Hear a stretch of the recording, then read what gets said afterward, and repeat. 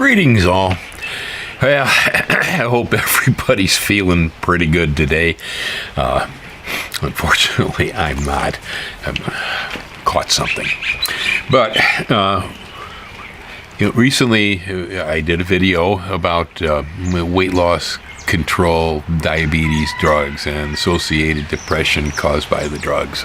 I also brought up a little bit about the destruction of the gut microbiome and what impact that might have on us. And, well,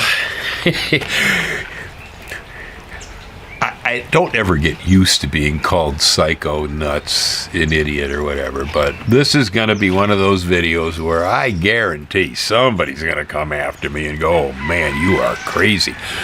Mostly that's because I use research, data, scientific studies, doctor studies, and things like this to verify the things I say. I don't really work with belief systems or social media, although I might watch a video by a doctor on social media. Yes. Okay.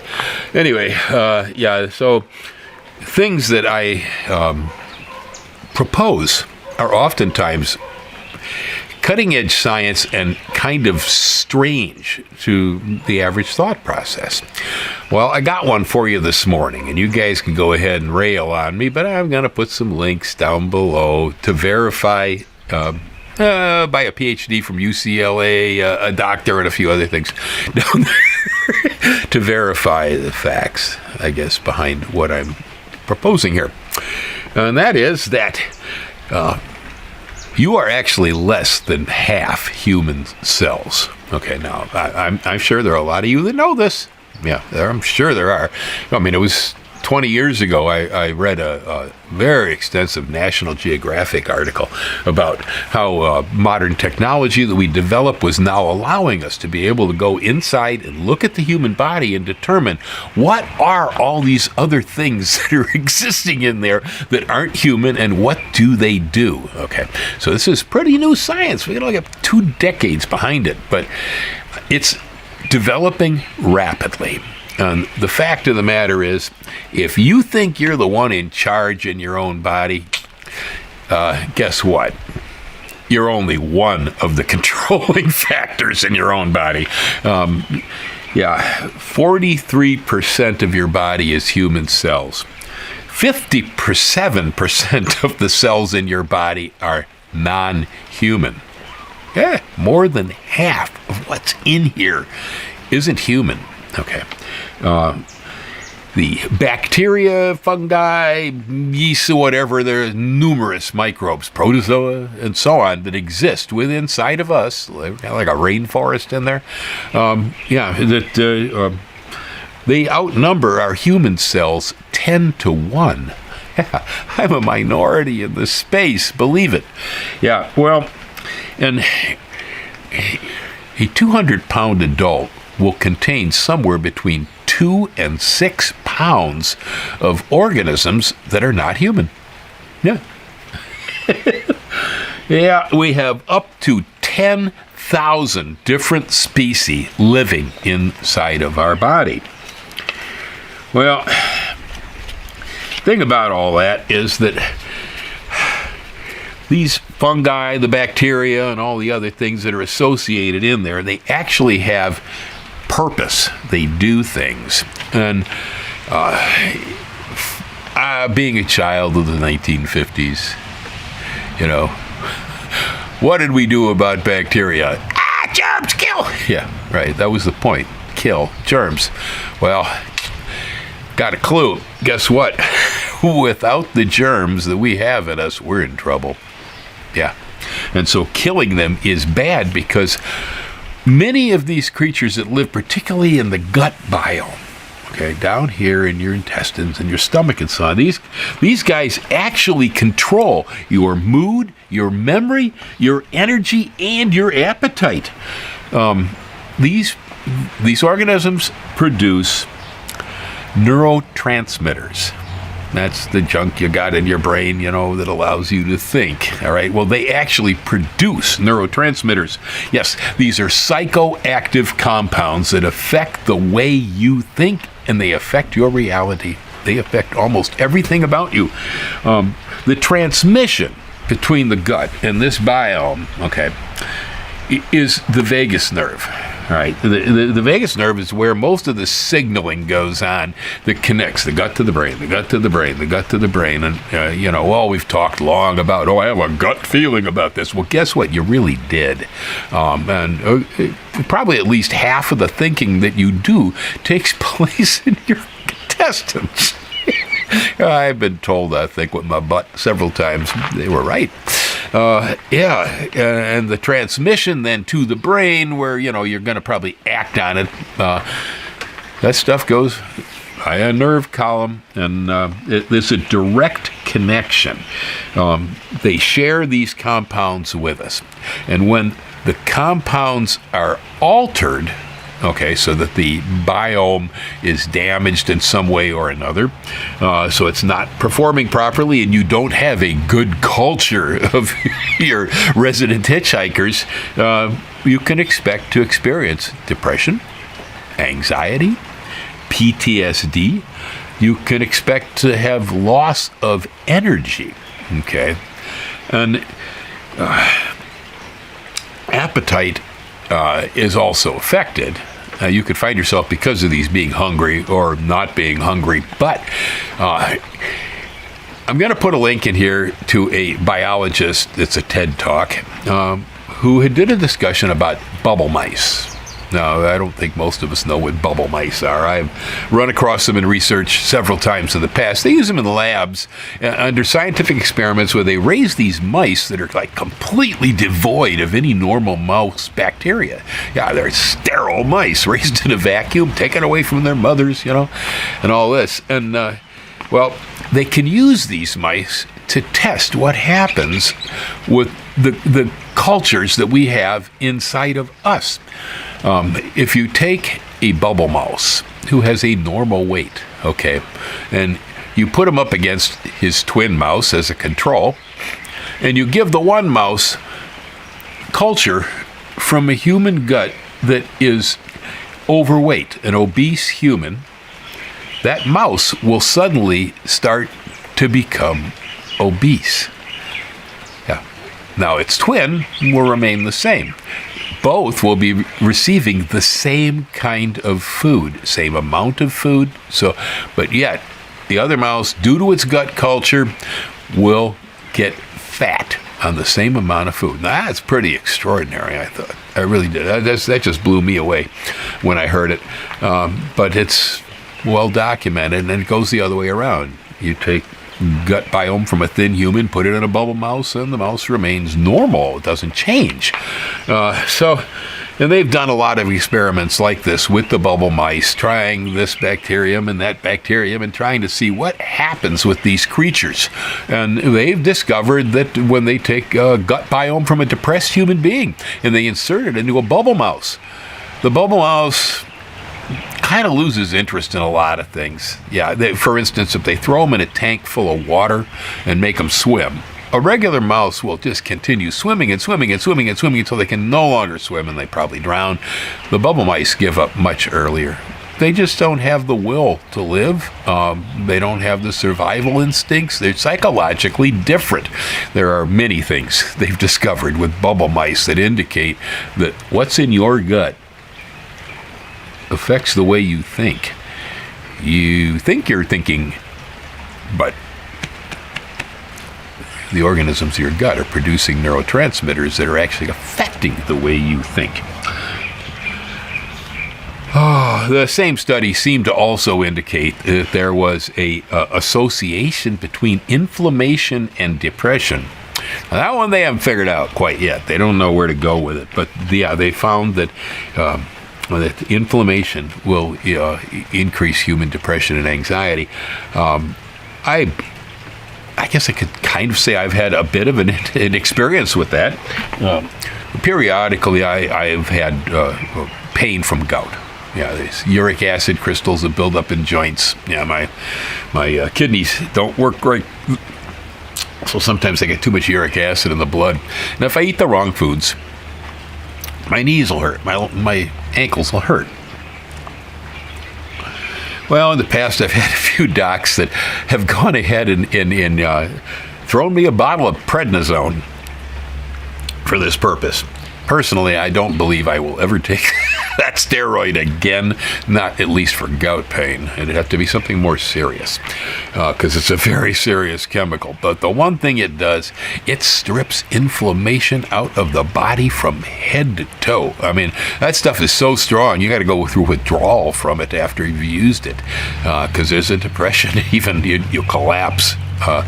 And it takes all the inflammation even out of the brain. And for, a couple of days while I'm using that stuff to get rid of gout pain, I mean, I think I'm Elon Musk, or, my brain is just, wow, all these ideas, it's just flowing. Yeah, mentally stimulated to the max once you pull the inflammation out of my brain.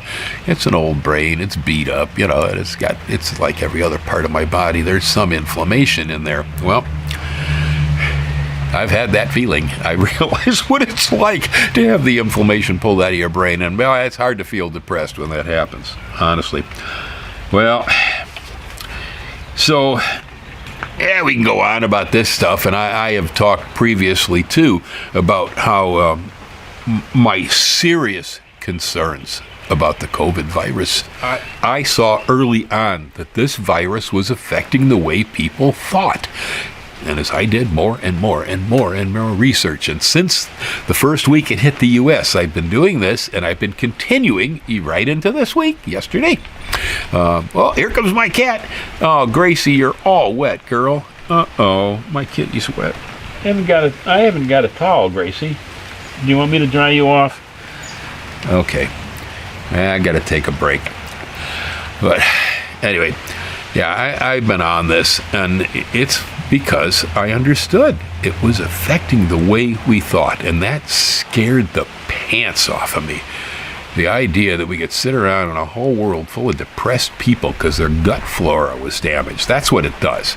Yeah, and I watched an American Medical Association study, AMA study, yesterday with 3 doctors who were talking about exactly what they've discovered that COVID has done to people's gut biomes and how that's affecting us. And so it's well known in medicine. This is well known. It's just not known well in the street out here. And so what happens is that people become depressed because of this virus. That's frightening. A lot of people got sick. And sadly,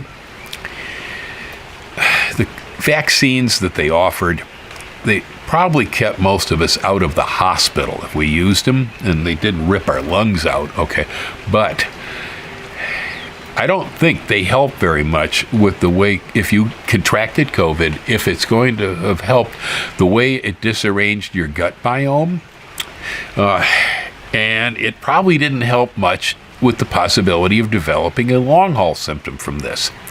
Because I've been studying what's happened to me ever since I contracted COVID, and I have finally concluded I've had some damage to my gut biome because I am not the same. I am not the same human being I was after that before and after that infection. Things I've done my whole life, loved, I don't care about most of them anymore. Now, everything becomes a job. I'm getting old. I've been doing these things forever and ever. Is that why? Well, I don't know. It's hard to tell. On the other hand, I just don't feel very excited about anything anymore. And I suspect it is because I damaged my gut biome in the process. Yeah, well, so, like I said, I've concluded that something's not quite right. And so it's going to need to be addressed. And I did some research about how a person might encourage regrowth of a damaged gut microbiome. And, well, I at least came across some fairly optimistic stuff that indicates it's possible to do so without extreme measures like fecal transplants and things like that, like they do to the bubble mice from healthy people. So basically what it boils down to is eat plants. Eat more plants. Eat plants. Eat all kinds of plants. Yeah. How did I find myself as the green gardener? right? In the midst of a world where everybody really needs to eat a lot more plants. It's kind of absurd. I guess maybe that's why I'm here. I don't know. It sounds like a purpose. Yeah, see, you want to eat every color of plant, and that includes, nuts, seeds, blah, blah, blah. I'm not just talking about green vegetables or fruits or anything. I'm talking about, everything from sunflower seeds to peas to, lettuce to onions and so on. The recommendation is that we eat at least 30 different plants per week. Now, I'm not talking about eating the entire head of cabbage. All right. No, I'm just saying that you want to be combining inside your diet at least 30 different types of plant materials every week. It's fairly simple to do, actually. It's like if you're cooking beans, if you put 6 different kinds of beans in the pot and cook them, or like for breakfast this morning. Okay, it's an example. The cereal I used was 5-grain organic. Okay, so I already had 5 plants there. Well, then I added to it pears, homegrown papayas, and blueberries. And so that made 8 plants. Wow. I only got 22 more left to go for the week, and I only finished breakfast. See, the idea behind this is each and every one of these plants that we eat, it stimulates a different bacteria, fungi, yeast, microbe in the microbiome. Cabbage will affect one thing. We know about that, okay? And, but chili peppers, another, oregano, another, and so on and so forth. Each one of these bacteria actually feed on rather specific different chemicals that are put inside your body. And so if your diet is limited to meat and rice, that type of thing, you probably will have ill effects in the gut biome. Now, I eat anything soft enough to chew, slow enough to catch, and generally not considered poisonous. Now, of course, this offends people who don't think we should eat animals, all right? Well, which eating animals is not necessarily the best thing to do anyway. I'm not going to, But my attitude towards life is it's all out there. It all tastes pretty darn good, and I will eat it all. And maybe it's the reason that I'm still here. Might be. And a lot of my friends aren't, because I've always liked almost everything. There are very few things on earth considered to be food that I won't at least try, and most of them I actually like. It's I don't deal with diets much by ethical and moral judgments, not too much. When it comes to the way things are produced, I do. I don't like antibiotics, hormones, chemicals, herbicides, etc., etc. So that's moral, but so if you're going to eat red meat in the diet, you really want to be limiting this to some extent. Small portions. You don't want a 20-ounce steak. This is not going to be good for your body at all. A few times in my life where I did eat that much meat, I was sorry I did that. The system doesn't handle it. Small amounts, it does, but I highly recommend that you be sourcing that from more organic, grass-fed type stuff that doesn't have a lot of antibiotics and hormones in it. Antibiotics are a real problem. See, like I said, I grew up in a world where we nuked bacteria. We shot up bleach to get rid of COVID, right? Yeah. The idea that we killed off all these things. They were all bad. Well, they're not. In fact, we need them.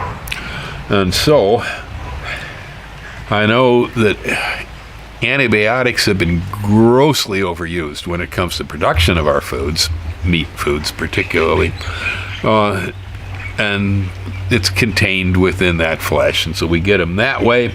They affect us. Hormones have been overused that way, and well, it wasn't really necessary, and it's bad for us. Antibiotics will wipe out a lot of the culture that's in your body, and when you do that, you're broken.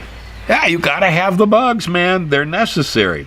And so, solutions here with food: mix everything. Mix your grains. mix your beans, mix the berries, and so on and so forth. When it comes to spices, this is something I never really fully realized either. I knew things like turmeric, oregano, garlic. These were healthy things. I knew this, and I use a lot of them. All right, I'm definitely an herb and spice guy. Tables out here in the nursery are full of herbs and spices that I pick daily and use. All right, but I didn't realize that spices actually feed individual and specific types of bacteria in the gut biome. And so when you make a spice mix, if it's a Mediterranean spice mix, or it's a Mexican spice mix or whatever, if you make a mix and you use these things in your food, all those different spices are going to be addressing specific bacteria and things in your gut. Yeah, I find it rather extraordinary. And so mixing, edible seeds, mixing spices, mixing beans, mixing nuts, mixing fruits. I love to eat a fruit salad. We have fruit trees out here, But then there was this one. Ellen's always been on me about colored plants. Yes, she likes red lettuce. She wants to eat red cabbage and so on. She loves red onions. Well, I raised quite a bit of this while I was living in California, but what I found was that here in Hawaii, something about the varieties of vegetables and the type of sunlight we have here, the colored plants like, say, red cabbage as an example, or red lettuce, it doesn't grow as well here as the green ones do because they don't have as much chlorophyll, maybe. I don't know. Anyway, I haven't raised as many of them as I could. Well, it turns out that the polyphenols that cause those colors, they also feed your microbiome. And so if you got a choice between eating a red onion and a white onion, choose the red one because the biphenyls in it are going to promote gut health. Same goes with cabbage, lettuce, any of the carrots. I guess they say there's 20 times the biphenyls in a purple carrot as in an orange one. Now, orange carrots are good for you, but the purple carrots, they get an extra kick, And so again, this is all about mixing. All right, when it comes to, eat this, eat that, eat this, eat that, this is good. Well, no, that's not the approach here, actually. It's pretty much eat everything, but within certain limitations, because there are some things that are going to be much healthier for you than others. And so, the colored plants, kale, for instance, very strongly green colored, 70% chocolate is filled with the polybiphenyls, virgin, extra virgin olive oil, and to my heart, coffee. Yes. 4 or 5 cups of coffee a day are good for your guts, believe it or not. Some coffee tends to be a little bit on the acetic side. Do a little research, you'll find that most of the rainforest coffee is lower in acids. Sumatran, for instance, lower in acids than Brazilian coffee. You might want to consider that. Yeah, I was so happy when I discovered that. They're always talking about whether coffee's good for you, coffee's bad for you. I come from Chicago, and it's called, have another cup, coffee's good for you. That's what we always said. Oh, I guess we were right. But so, past that, then it's all about fiber. Yeah, I come from the day and age where we called it roughage. It's still roughage, but it's fiber. And many things have a lot of it, and it is what feeds the gut biome. And shoo-wee, things that are full of it, whole grains, yeah. If you have a choice between eating white rice and brown rice, do not eat the white rice. The only time I ever find myself eating that stuff is A, at a restaurant because I didn't have another choice, or sometimes I'm just too tight on the dinner schedule. It takes me 20 minutes to make white calrose, and it takes me an hour and a half to make brown calrose. Time sometimes, but think ahead. Eat whole grains. They generally are tastier. Now, if you like your sourdough bread, okay, it doesn't have to be whole grain sourdough bread. Try eating whole grain cereal in the morning. I'm not saying you have to throw out everything. Just make some small changes. Popcorn, apparently, massive amount of fibers. Yeah, it's real good for you, and I even understand it. It somehow helps with serotonin production, which is not something I understand here. Peas, and again, to my heart, like coffee, berries. I mean, I'm a berry guy, all right, all the way back. First time I was able to figure out as a kid that you could pick blueberries, Oh, wow. You couldn't stop me. Yeah, I've loved berries my entire life. I attribute some of my health to berries, I guess. I eat masses of them. Here in Hawaii, it's easy to raise the southern blueberries if you can keep the birds off. And wild blueberries are always the best, by the way. But the Mysore black raspberry does well here in Hawaii. But for the rest of you over there in the mainland, I mean, you got all kind of raspberries, red ones, gold ones, you got blackberries, you got all this stuff. Grow more berries and eat them all the time. Take that 5-grain cereal, throw some walnuts in there, and toss in a handful of raspberries. Superfood. Now, there are some foods that I will eat the skins and peels. There are others I will not. And, well, there are reasons, and not reasons, but sometimes I find them undesirable. Some are totally inedible. I mean, eating a banana peel doesn't make much sense. On the other hand, some citrus, like kumquats, peel and all, it's good. Yeah. Now, here in Hawaii, we have one extra problem, and that is the rat lungworm. And so we are washing, peeling, scrubbing everything coming in from the gardens into the kitchen. I highly recommend it. And when in doubt, peel it, darn it. But the peels, like if you're eating potatoes, and like a baked potato, and it's an organic, so it's pretty clean, and you eat it with the skin and all, I'll do that. I like the skin on a baked potato, personally. I don't like potatoes that are not organic because I like to eat potato skin. Well, yeah, so the fiber, eat fiber, repeat. Then there's the fermented foods. Of course, this has been a thing for quite a while. People have been talking about it. I know a lot of the people, youngsters coming up in the culinary field, are totally into these fermentations. And it's good. All right, it's really good. This is something I've been doing most of my life. Yes, I've produced my own sauerkraut, produced my own kimchi, made my own crock pickles, and, well, we even include the beer. That's fermented too. But yeah, fermentation is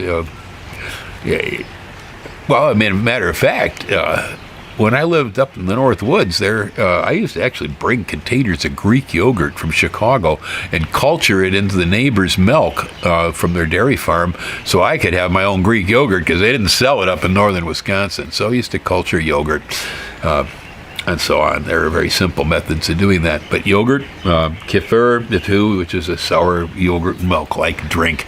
Now, when I'm talking about these fermented foods, though, people say, well, pickles, for instance, or sauerkraut is common. Well, most of your sauerkraut's canned. Canned sauerkraut's dead. And no way, it's the worst there is on earth because already organisms have attacked it and they have broken stuff down. Then they put it in the can and they cooked it to death.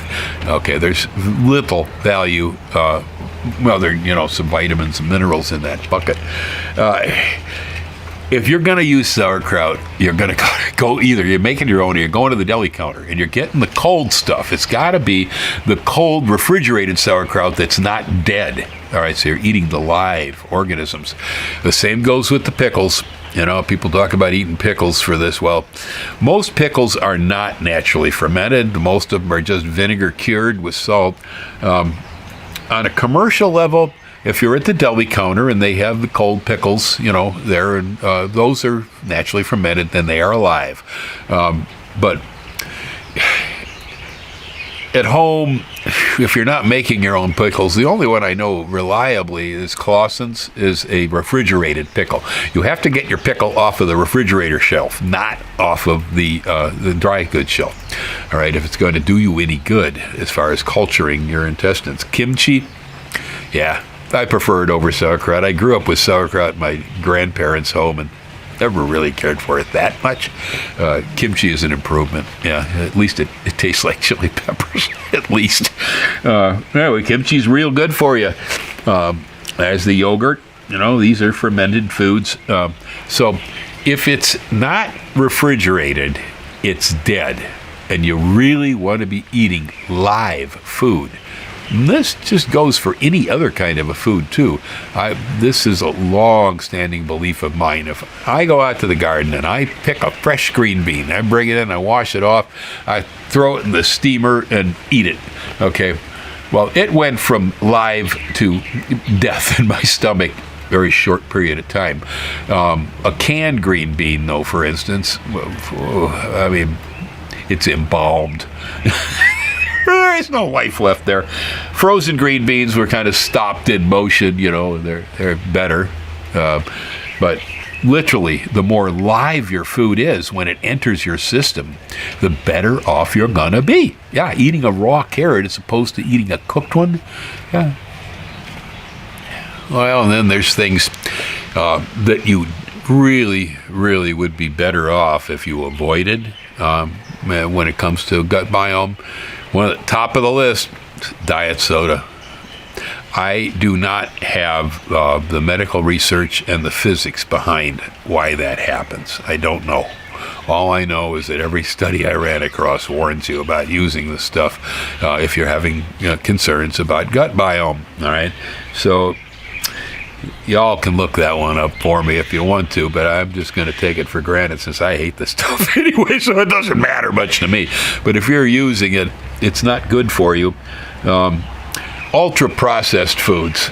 You hear people talk about processed foods all the time. Well, I mean, you cut up a carrot and cook it, it's processed, all right? Well, there's really not much wrong with cutting up and cooking a carrot. That's a processed food, but it's these ultra-processed foods.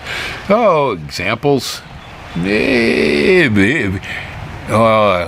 I get in trouble if I start on brand names? I think I'll stay away from it. But there are certain potato chips, for instance, which aren't even from potatoes directly. I mean, somewhere down in the basis, they probably, killed, cooked, ground up, mushed out, and dehydrated some potato granules and somehow reconstituted them into something, put it in a tube. But that is ultra-processed food. So much of the breakfast cereals we eat are ultra-processed food. Things that just generally no longer resemble what they started as, if you take a wheat grain, you cook it, you eat it, not processed much. You grind it and make wheat flour, sort of processed, but not too far if you didn't degerm it. But then you take the stuff and you pull the hull off, pull the germ out, and all you got left is the white starch, grind it up and try to feed it to people. Well, that's ultra-processed, and especially by the time you turned around and turned it into a Twinkie, yeah, all of that stuff is really pretty bad for you. It just doesn't help at all. Apparently, it doesn't feed the proper portions of the gut biome. A lot of this ultra-processed food actually stimulates more negative things in your system than it does positive. So it's not a good thing at all. Red meat, yeah, it's not particularly good in the diet. Especially because so much of it that we get these days is not raised organically. It's pumped with hormones. It's pumped with antibiotics so they don't die in crowded facilities and so on. It's just plain not very healthy at all. If you're going to eat meat from cows, choose the grass-fed stuff. The stuff where they haven't been pumping them with corn and soybeans in a feeder lot, and they haven't been shooting them up with antibiotics and hormones. Okay. Here in the island, that's easy to find because that's the way cows are raised here. And so the cows that aren't shipped off the island to feeder lots in the mainland, actually we eat them as they come off the grass around here, And no, that's small portions. I don't think there's any problem. Here we get a tremendous amount of fresh fish. I don't have much data on fish one way or another. It doesn't fall in as red meat. It's generally good for you, and so I recommend it, especially if you're living around here. antibiotics, whether it's coming in from the meat or whether you are getting it from your doctor. Now, there are times where when you're not using an antibiotic, it could really mess with you. But the ones that are the worst are the broad spectrum antibiotics. They're the ones that kill everything, Cipro and stuff like that. Specific antibiotics that are more pointed, directed, it targets, not as bad. But the broad spectrum ones are awful. They go in, they just raise havoc with your biome completely. They are not good for you. No. And so for so many years, shoot him up. Oh, give him some antibiotics. That's what they've been doing, And, it's not causing us anything positive. Well, I can go on and on and on and on. There's so much we could say on this particular subject. And in a way, it's kind of a request from a person who had asked me to talk about the diet. And, it was proper timing, Guy, because I'm experiencing some issues myself that I need to address somehow. And so I've decided I will be a walking experiment for this. And because I suspect that I already have some pre-existing problem there, I am starting the program off by using prebiotics and probiotics. Now, when it comes to this, the prebiotics are actually more valuable to you than the pro are, but they both have their purposes. They kind of replace what you probably should have been taking in your diet, sort of. They probably don't replace it as well. Certainly, they don't provide you with fiber and a lot of other things. But they can help, and I'm going to use them as kind of an experiment on myself and see if I can detect any differences after using them for a month or so. And I'm also going to be enhancing my diet along the way here, so I'm paying a little more attention to eating more diverse food groups and colored food groups and so on. I'm your living classroom, folks, because trust me, I'll get back to you sooner or later. If the diet doesn't kill me, you're going to hear all about it. And it's good data. It's good research. The people who come up with these ideas, they know what they're talking about, but it's cutting edge. And so a lot of it probably doesn't sound quite right to you, does it? Yeah. Well, it's where the world's going, and it's what we know today. Again, I will put some stuff down below into the text where you can pick up links where I drew some of these ideas from. I'm going to leave out the American Medical Association on COVID and gut biome just because it is really boring. Yeah, it's interesting information, but it's dull. And so if you want to know about that, you go look it up. All righty? That's up to you. Aloha. Y'all hang loose.